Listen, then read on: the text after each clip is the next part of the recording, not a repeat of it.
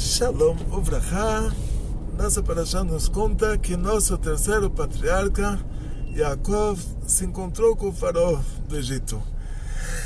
E nesse encontro, o faraó levou um susto. Por quê?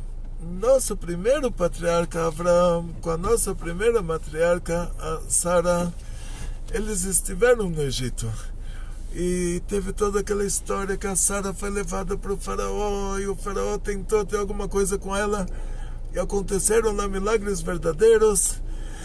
A Sara recebeu um anjo do céu que ela mostrava, ela apontava para a pessoa, falava para o anjo: olha, pega esse. O anjo paralisava a pessoa. E o faraó também foi o primeiro a ser paralisado nessa história. E o faraó se lembrava de Abraão. Então, na hora que o faraó ele viu o Yaakov, ele pensou que Yaakov era Abraão. Yaakov estava muito desgastado, tanto pela aparência quanto pela idade que Yaakov aparentava ter. Então o faraó ele perguntou qual é a sua idade. Ele queria saber se é aquele mesmo Abraão que estava no passado lá. E daqui a gente vê que esse faraó ele teve uma longevidade. Foi um verdadeiro milagre, assim, ele viveu muito tempo. E o Yaakov falou: não, eu estou com essa aparência porque o faraó perguntou para ele: quantos anos você tem? E geralmente você não faz essa pergunta quando alguém vem, ou você vê na política internacional, o Biden vem visitar Israel, por exemplo. Eu não vou perguntar para ele qual é a sua idade. Então a pergunta também é fora de lugar. E por que então o faraó fez essa pergunta? Que o faraó queria saber se Yaakov era Abraão, era aquele mesmo que estava no passado. Yaakov falou: não, os dias da minha vida, ele não usou a palavra vida, ele falou os dias Yemei Megurai, os dias que eu, das minhas perambulâncias, não sei como fala em português, andanças, que ele não morou num lugar fixo, mas tipo comparado, ele não viveu no lugar, mas ele só ia morando de lugar em lugar. Ele estava em Israel, depois foi para a Síria, depois da Síria voltou para Israel, agora ele desceu para o Egito. Ele falou: o Yemei Megurai, os dias das minhas andanças, eles foram 130 anos. Ah, você está espantado que eu estou tão desgastado que eu pareço ter 100, 200 e não sei quanto? Não, por causa que esses 130 anos foram poucos e ruins. E uma nova contradição. A pessoa quando tem uma vida ruim, ele acha que essa vida não acaba nunca. Ele está sofrendo, ele fala: uau. Ele sente que o tempo, que foi muita coisa, mesmo que ele sofreu um pouquinho só, ele sente que ele sofreu muito. E agora falou: foram poucos e ruins. Se foram poucos, quer dizer que ele sentiu que passou rápido. Aí a gente vai para quando ele se encontrou com Rachel. Está escrito que ele trabalhou 7 anos por Rachel, e isso foi comparado a poucos dias para ele, de tanto que ele amava ela, de tão feliz que ele estava que ele iria se casar com ela.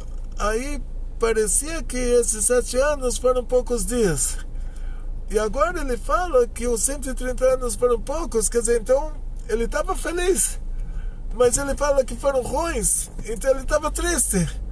Então, como a gente concilia essa resposta do Yaakov, e por que ele acrescenta que os dias da vida dele não alcançaram os dias da vida dos pais dele, os dias da vida de Yitzhak, o pai dele, e Abraão, o avô dele.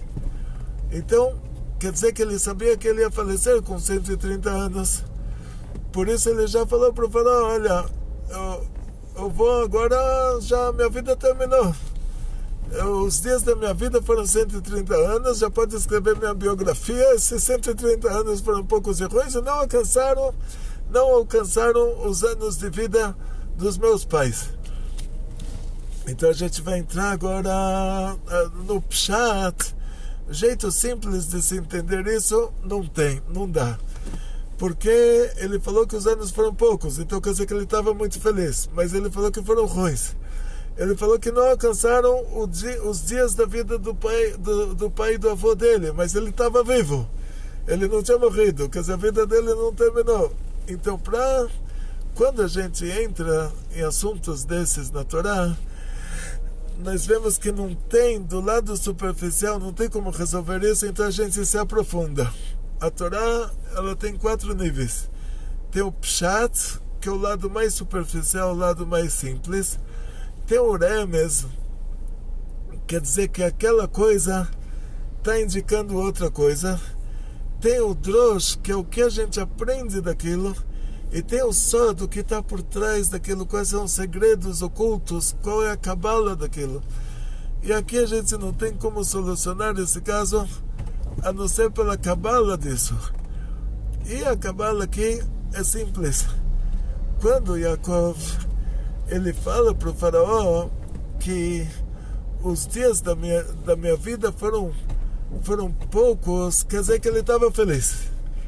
E quando ele fala que foram ruins, ele está mostrando como esses dias foram na prática. Quer dizer, as coisas que aconteceram na vida dele foram ruins, mas ele pegou leve, ele pegou isso com muito amor. Então foram poucos, quer dizer, eu estava feliz, mesmo que eles foram ruins, mas para mim, como os 7 anos que eu trabalhei por Rachel, de tanto que eu estava apaixonado por ela, pareciam que foram poucos dias, e da mesma maneira, esses 130 anos, mesmo que eles foram ruins de verdade, mas eu peguei leve com eles, eu senti que foram poucos. E qual o motivo que ele chegou à conclusão que ele vai morrer? Terminou 130 anos, acabou, mais do que isso ele não vai viver, porque ele falou para o faraó que a vida dele não alcançou a vida dos pais dele. E aí a gente vai para o Zohar, que o Zohar nos conta que nossos 3 patriarcas, eles eram a reencarnação de 3 níveis da alma do primeiro homem, do Adão Arishon. E depois a gente chega no rei Davi, que são os últimos 70 anos da vida do Adão Arishon. Ele deu para o rei Davi também é uma reencarnação do Adão Arishon, mas já é outro nível de reencarnação. E os nossos 3 patriarcas, eles tiveram que consertar 3 coisas ruins que o Adão Arishon, que o Adão da Eva fez. O Adão e a Eva, quando eles estavam no paraíso, Hashem falou para eles não comerem a fruta do Etz Hadat. E Hashem falou explicitamente, se eles vão comer essa fruta do Etz Hadat, Hashem falou isso para Adão, era antes da Eva ser criada. Então o Adão, ele sabia, ele repassou para Eva. Mas era uma ordem para os 2, mas foi dada para ele. Então o Hashem falou para ele, se ele comer aquela fruta do Etz Hadat, ele vai morrer e ele vai trazer morte para o mundo. A gente não conhece ninguém, por pior que tenha sido aquela pessoa, a gente não conhece ninguém que matou o mundo inteiro. A gente pode falar que teve holocausto, e teve cruzadas, e teve inquisição, mas alguém que matou o mundo inteiro era só o Adão Arishon, era só o Adão da Eva. Ele já falou para ele, se você comer essa fruta, você vai morrer e vai matar o mundo inteiro. Todo mundo morre por causa disso. Então Adão Arishon, ele transgrediu o mandamento da Torá que a gente tem que morrer e não fazer, que é não assassinar. Proibido assassinar, e quanto mais proibido se suicidar, porque assassinar a si próprio é muito mais grave do que assassinar o outro. Segunda coisa, quando Hashem falou para ele que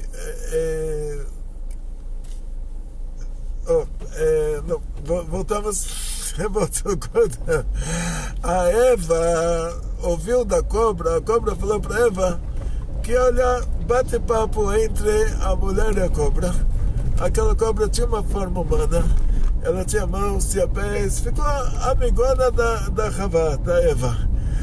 No bate-papo delas, a cobra falou, olha, eu já estava nesse jardim faz tempo, chegou alguém, comeu essa fruta, virou Deus. É esse que está falando com vocês. E nenhuma pessoa quer concorrência, então ele não quer que você coma essa fruta também. Porque se você comer essa fruta, você também vai virar Deus. Ele não quer concorrente, ninguém gosta de concorrência. Então por isso que ele falou para você não comer essa fruta, mas se você comer essa fruta, você vai virar Deus. Aquela árvore estava sincronizada com a Klipat Noga. Naquelas 3 horas, a Klipat Noga é uma clipa que ela tem os 2 lados, o lado bom e o lado ruim.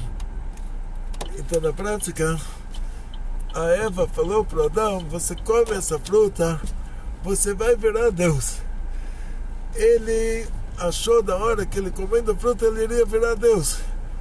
E na hora que ele comeu a fruta, ele caiu de nível, tudo que ele tinha de bom ele perdeu. Então não só que ele não virou Deus, mas ele perdeu todo o nível espiritual que ele tinha. E então ele culpou a mulher, brigou com a mulher. Depois que ele brigou com a mulher, consequência disso, se revelaram para ele 2 demônias. Uma é Li e a outra é Na. A Li é aspecto feminino do anjo da morte. A Na não entrei, não é bem a minha praia esse negócio de demônios. Eu não entrei nos detalhes, mas a Li é conhecida, a Na é menos conhecida, mas ele estava lá, viveu com essas duas 130 anos. E ele estava lá nos maiores prazeres desse mundo. Elas se materializavam, tinham com ele uma relação material, mas elas não conseguiam engravidar pessoas de verdade, que isso é característica do demônio. Ele consegue se materializar, ele consegue aparecer como se ele fosse um ser humano de verdade, mas ela não consegue engravidar uma pessoa de verdade, ela não consegue dar origem a um ser humano. Então ela engravidava dele e dava luz a demônios. As duas faziam isso. Então durante 130 anos o Adão Arishon, o Adão da Eva, ele viveu brigado com a Eva. Ele só tinha, a Eva estava lá com o Caim, porque o Caim tinha matado Abel, então a Eva foi morar com o Caim. E o Shet ainda não tinha nascido. Então o Adão estava vivendo lá com essas 2 demônias, fazendo a maior festa com elas. E isso pela Torá é considerado Gilui Arayot. Gilui Arayot são relações proibidas, relações ilícitas. E a idolatria que o Adão fez afetou o nível mais baixo da alma dele. Quer dizer, foi a menor coisa. Que ele queria comer aquela fruta para virar Deus, ele se auto-endeusou. Isso foi a coisa mais baixa, afetou o nível mais baixo da alma dele. E aí ele se reencarna como Avraham Avinu, nosso primeiro patriarca, para consertar essa transgressão de idolatria que ele fez. E Avraham Avinu, então, ele nasce numa família de idólatras. A vida inteira ele está ensinando todo mundo a deixar a idolatria e consertou o nível nefesh do Adão Arishon. Agora, isso que Adão trouxe a morte para o mundo, que é considerado que ele assassinou o mundo inteiro e assassinou a si próprio, o Yitzhak, ele era a reencarnação do Adão Arishon nível Ruach, porque essa transgressão que ele fez de trazer a morte para o mundo afetou o nível Ruach da alma dele, que já é mais elevado do que o nível Nefesh. Aí o Yitzhak, ele retificou esse nível Ruach da alma da Adão Arishon. Toda a vida dele ele se controlou. E os filisteus provocaram ele se controlou, e o tempo todo a vida dele foi só um autocontrole. E assim ele retificou a transgressão de assassinatos que o Adam Arishon fez. O que pegou mais forte, mais pesado, foi as relações ilícitas. Quer dizer, ter uma relação proibida é pior do que idolatria, é pior do que assassinato. Mesmo que as três coisas elas têm a gravidade de morrer, não faça, preferível morrer do que fazer. É por isso que na Inquisição falaram para os judeus da Espanha: ou vocês vão rezar na igreja, ou vocês vão ser queimados em praça pública. Para morrer queimados em praça pública, eles morreram na fogueira e não foram rezar na igreja. E por isso, se uma pessoa fala para você, ou você assassina alguém, ou te mata, tem que morrer e não fazer. E a relação ilícita é a mesma coisa. Se chega uma mulher casada, se coloca um revólver na cabeça e fala: ou você dorme comigo ou te mato, tem que morrer e não dormir com ela. Então isso que o Adam Arishon, ele teve essas relações com a LI, com a NA, afinal das contas isso foi a pior coisa que ele fez. Isso afetou o nível mais alto da alma dele, que era o nível Neshama. E Yaakov, nosso terceiro patriarca, ele vem retificar isso. Ele é a reencarnação do Adam Arishon, nível Neshama, e ele vem retificar o nível Neshama do Adam Arishon. Então ele sabia o dia que ele vai morrer, porque ele sentiu o peso daquela retificação, sendo que o Adam Arishon ele teve prazeres maritais, ele teve prazeres familiares com a LI e com a NA. Para retificar isso, medida por medida, nosso patriarca Yaakov, ele teve que ter sofrimentos, tudo de família. Na barriga da mãe dele, ele já sofria do irmão. Quando nasceu, o pai gostava de Esav mais do que amava ele. A mãe, ele teve que enganar o irmão, porque o irmão se tornou um dia um assassino, idólatra, e foi com a mulher do outro. Ele teve que comprar a primogenitura do irmão, se aproveitar de um dia que o irmão estava com muita fome. A mãe fez ele enganar o pai para receber as brachot. Depois ele foi para Haran, queria casar com a Rachel, casou com a Leá. Depois o tio enganou ele. A filha dele, a Diná, foi violentada. O filho dele, Yosef, desapareceu. Toda a vida dele foram sofrimentos de família. Por quê? Por causa que essa transgressão do Adam Arishon era relações proibidas, e isso tem a ver com o assunto família. Então, todo o conserto disso, medida por medida, foi sofrimentos dentro da família. Então a gente sabe, daqui a gente tira uma pequena conclusão. Se a gente está sofrendo muito por assuntos familiares, por causa do nosso irmão, da nossa irmã, do nosso tio, da nossa tia, do nosso pai, da nossa mãe, do nosso filho, da nossa filha, todo mundo que é família, então quer dizer que na reencarnação anterior a gente andou aprontando. Aprontamos e muito, não foi pouca coisa.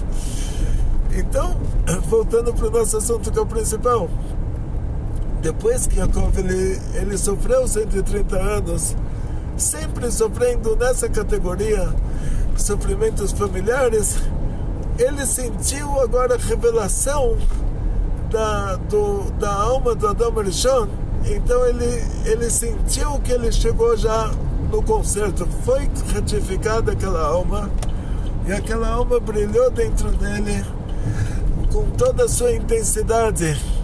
Então imagina você ter um carro muito potente, que o motor fundiu, e você levou ele para retificar, ele saiu da retífica. Lá na retífica ele era um carro motor fundido, ele era um carro parado, e na hora que ele sai com o motor muito melhor do que ele entrou. Então isso que Yaakov sentiu. A vida inteira ele estava humilhado, e pisado, e oprimido, e maltratado. De repente, terminou essa retificação, ele sentiu a erupção da alma do Adão Rishon, pura, refinada, retificada. Ele se tornou o super-homem. Por isso ele sabia que aquele dia era o dia da morte dele. Ele falou para o faraó: os dias da minha vida foram 130 anos. E por que ele falou que foram ruins? Porque ele sofreu com o irmão, sofreu com o pai, sofreu com a mãe, sofreu com o tio, sofreu com a mulher, sofreu com a filha, sofreu com o filho. E por que ele falou que foram poucos? Porque ele pegou leve, ele sabia que isso era a retificação da alma dele.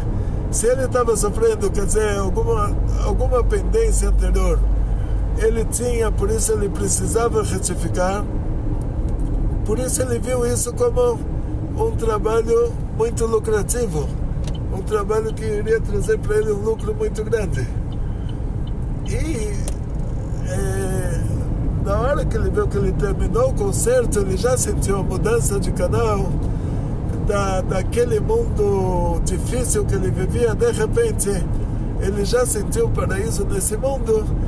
Ele sabia que esse era o dia da morte dele, mas Hashem acrescentou para ele muitos anos de vida, mas já não tinha o que fazer com ele nesse mundo, porque o trabalho dele ele terminou.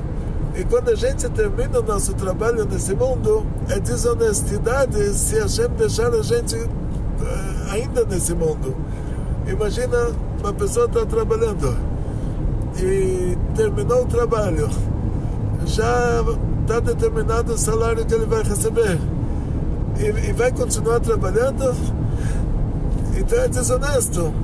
Então Hashem, que Hashem fez? Hashem acrescentou para ele nesse mundo um bônus, deu para ele a revelação do paraíso celestial aqui nesse mundo aqui embaixo. Isso vai ser a surpresa da próxima parashá, que a próxima parashá vai Vayechi, que lá está escrito e viveu aonde Jacob viveu na terra do Egito. Lá no Egito ele teve vida.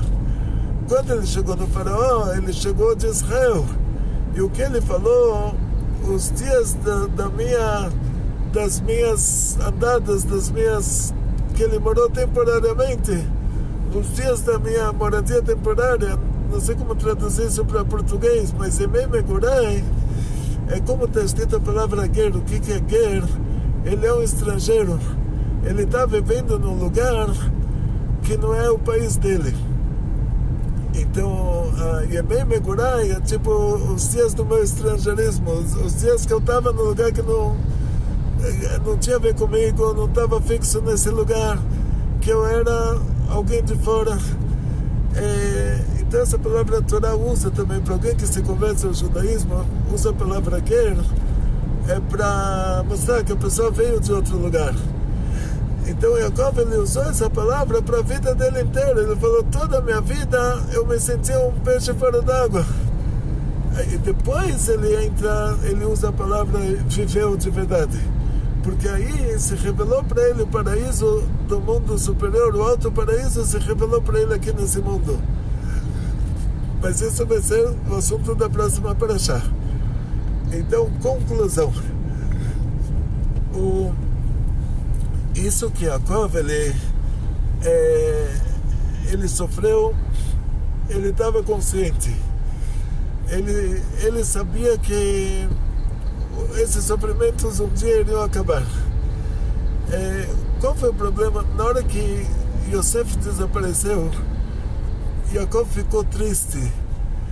A revelação divina já não pairou mais sobre ele, porque a revelação divina não paira sobre um lugar que tem tristeza.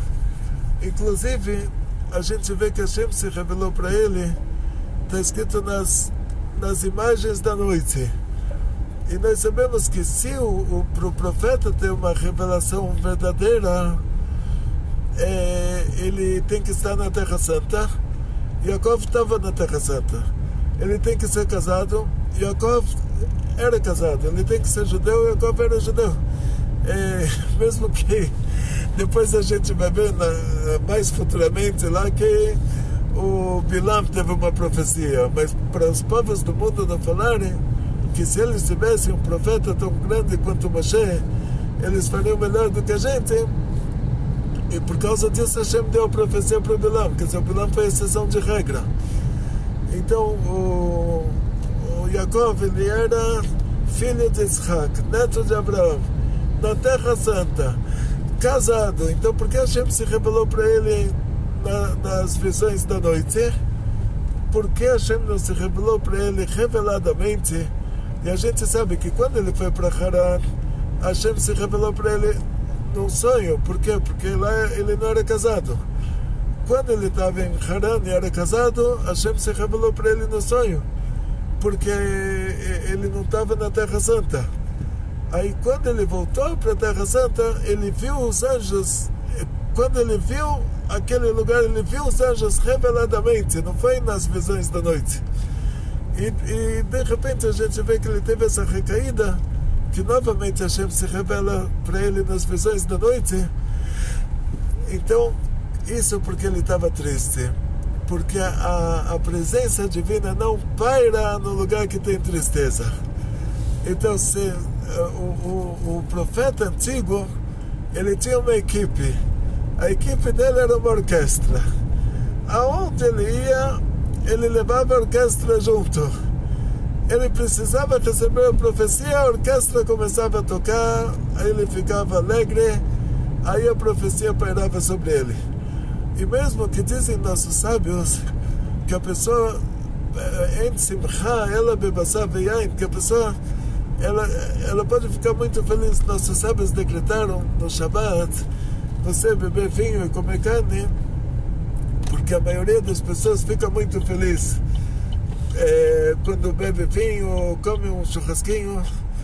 Então eles fizeram esse decreto em relação ao Oneg Shabbat. Dizem nossos sábios que a pessoa que ele tem uma casa bonita, que isso amplia a visão dele, tipo, então que a gente tem que manter a casa bonita, que isso dá uma archavat da'at, eles chamam isso uma grandeza de, vamos chamar isso grandeza de espírito, não sei como traduzir, porque, mas assim, a pessoa que ele vê paisagens bonitas, ele também tem um prazer em ver aquelas paisagens. Por isso tem muita gente que viaja e para ver paisagens, para ver lugares que ele não conhecia, e ele fica muito feliz. Mas dessas três coisas, das paisagens, da comida, da bebida e da música, a música é a coisa que mais alegra das três coisas. Então o profeta, ele não levava o álbum de paisagens dele, ele não levava o lanchinho dele, ele levava a orquestra dele. Então cada profeta, ele tinha, onde ele ia, ele levava a orquestra junto, o profeta antigo. Então a gente sabe que a profecia não paira, de verdade não paira se a pessoa está triste. Então Yaakov, por causa disso, mesmo que ele era casado, estava na Terra Santa, Hashem se revelou para ele, a Torá diz explicitamente nas imagens da noite. Outra explicação para isso, porque a Torá usa essa linguagem, imagens da noite, porque aí iria começar o exílio do Egito, quando Hashem autorizou o nosso patriarca a descer para o Egito, com todas aquelas 70 pessoas que elas eram todo o nosso povo, começaria lá o nosso exílio. O exílio do qual saímos e nos tornamos um povo. Entramos lá, éramos uma grande família. Saímos de lá, éramos um povo. Então, o começo do nosso exílio verdadeiro, mesmo que a gente falou para Abraão, Ger Yezarachá, Beretz Lo Lahem, Benot Amar Meot Shana, seus filhos, eles vão ser estrangeiros numa terra que não é deles, e vão afligir eles 400 anos. Quando Yitzhak nasceu, já era o filho, então seus filhos, ele já era estrangeiro porque ele nasceu na terra dos filisteus, em Gerar, uma terra que não era dele, e já começou o taxímetro lá, já começou o cronômetro dos 400 anos. Daria para continuar dessa maneira também. Se não fosse o ódio que os irmãos de Yosef tiveram por ele, se não fosse o machloikas, a discórdia que eles tiveram entre eles, o exílio do Egito não aconteceria. E esse exílio do Egito foi o pior que a gente já teve. Então, por isso que está escrito que Hashem se revelou para ele, para autorizar ele a descer para o Egito. Hashem se revelou para ele no Marot Alayla, nas imagens da escuridão. Quer dizer, a galuta, o exílio, ele é comparado à escuridão. E por isso Hashem se revelou para ele já mostrando para ele as imagens do exílio que vamos ter no Egito. A Gemara conta uma história muito legal. Era um galo, uma história, um galo e um morcego conversando. É uma história de... É um exemplo essa história, né? Não é que tinha um galo que conversava com o morcego e os dois falavam de verdade. A Gemara traz isso como exemplo. O galo e o morcego batendo uma papo, e o galo lá está se preparando para cantar de manhã. E o morcego pergunta para ele: o que você está assim tão entusiasmado?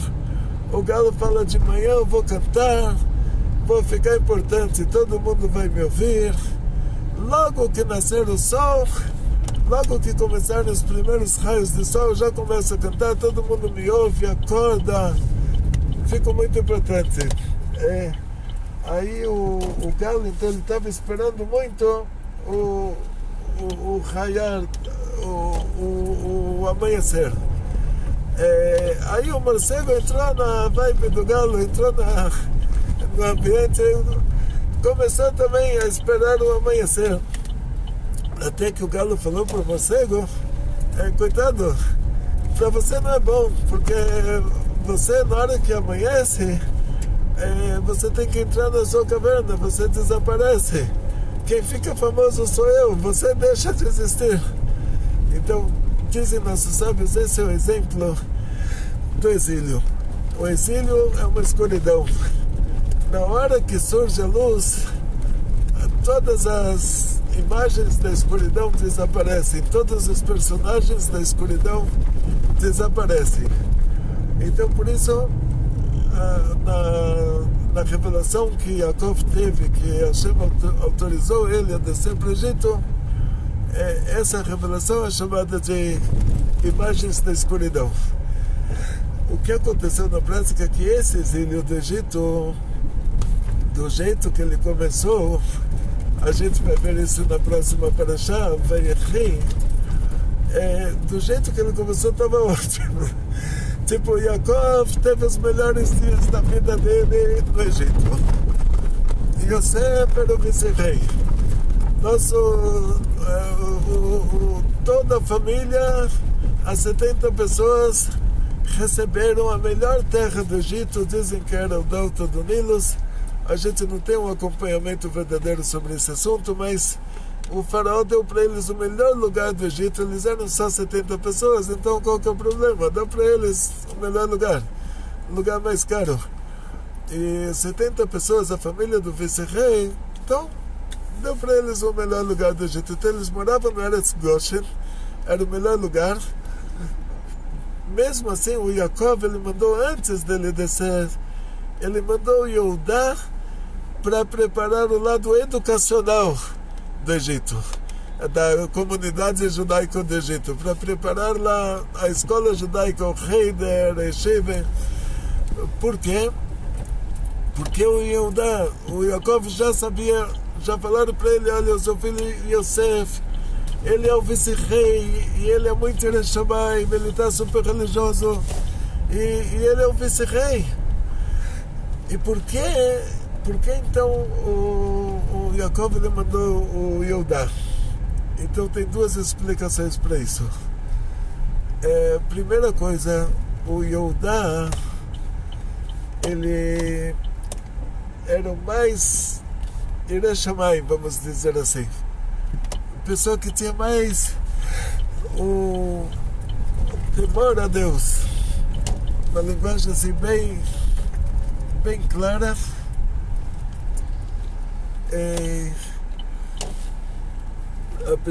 o Yodá era a pessoa que tinha mais temor a Deus. Isso era. Então, o Yaakov, sendo que quando se trata de educação, a gente sabe que as crianças você dá 100% para elas e 90% vaza, né? 90% escorre. No fim fica 10%. Do que você deu de educação, sobra 10%. Então, a primeira explicação é assim, que sendo que Eudá, ele era o mais Irei Shamayim, pessoa mais séria em matéria de assuntos judaicos, então, em primeiro lugar, Yaakov pediu para ele ir lá no Egito, preparar a escola para as crianças, e aí eles podem descer. E a outra explicação para isso é assim, o Yudá, qual era a característica dele? Que ele tinha humildade. E quando você fala sobre educação, o professor tem que nivelar por baixo. O professor não tem que ser o professor dos bons alunos, porque o bom aluno ele não precisa de professor, ele já é um autodidata. O professor tem que ser o professor do aluno que está com dificuldades. Então o Yehudá, para abrir uma escola, para abrir uma yeshiva, para abrir uma escola judaica, tinha que ser alguém com humildade, alguém que nivelasse por baixo. Esse é o assunto. Então, em primeiro lugar, Yaakov, está escrito, a Torá diz que Yehudá Shalach lefanav, ele mandou o Yehudá na frente dele. Porque para abrir uma yeshiva, tem que ser alguém que nivela por baixo, tem que ser alguém com muita humildade. Que o pior aluno para ele vai ser mais importante do que o melhor aluno. Ele sabe que o pior aluno precisa muito mais dele do que o melhor aluno. O melhor aluno ele sabe estudar sozinho. O pior aluno que precisa da ajuda do professor. E depois Yaakov desceu para o Egito. Isso então que a gente aprende aqui em relação a nós. Quando você muda para um lugar, em primeiro lugar você tem que ver para onde eu estou mudando. Se esse lugar tem uma sinagoga, tem escola judaica, tem yeshiva, tem. Então, graças a Deus, assim, Yaakov nesse aspecto, mesmo que Hashem se revelou para ele e falou para ele muda para o Egito, mesmo assim ele falou, vamos mudar sim, que Hashem falou para mudar, mas vamos, em primeiro lugar, vamos fazer lá, montar lá a nossa estrutura. A nossa estrutura estando pronta, aí já posso me mudar para lá. Quer dizer, projeto, mudança para o Egito, o primeiro passo é a nossa estrutura lá no Egito. Quem vai ser responsável por ela? O Yehudá, que ele é a pessoa mais humilde, ele é a pessoa que nivela por baixo.